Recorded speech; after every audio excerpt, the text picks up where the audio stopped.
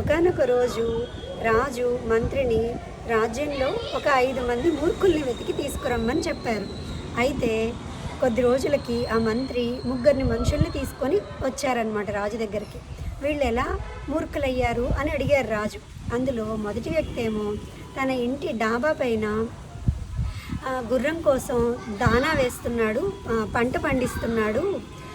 రోజు గుర్రాన్ని మెట్ల మీద తీసుకెళ్ళి అక్కడ గడ్డి మేపి కిందకి తీసుకొస్తున్నాడు. అందువల్ల ఇతడు మొదటి మూర్ఖుడు అన్నాడు. నవ్వి రెండో వాడి గురించి చెప్పమన్నాడు. రెండో అతను నిన్న రాత్రి నుంచి బావిలోంచి నీళ్లు తోడి బయట పోస్తూ ఉన్నాడు. ఎందుకురా నీళ్ళలా బావిలోంచి తీసి బయట పోస్తున్నావు అంటే, రాత్రి చందమామ నీళ్ళల్లో పడిపోయింది, దాన్ని బయటకు తీయడానికి నేను నీళ్ళన్నీ బయట పోస్తున్నాను, ఇంకా దొరకట్లేదు, బయటికి రావట్లేదు అని చెప్పాడు. రాజు నవ్వి మూడో వాడి గురించి అడిగాడనమాట.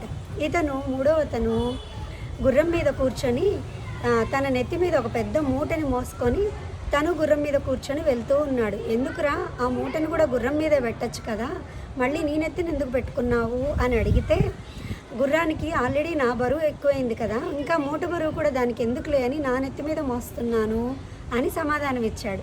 రాజు నవ్వి ముగ్గురు బాగున్నారు, మరి ఇంకో ఇద్దరు గురించి ఏంటి అని అడిగాడు.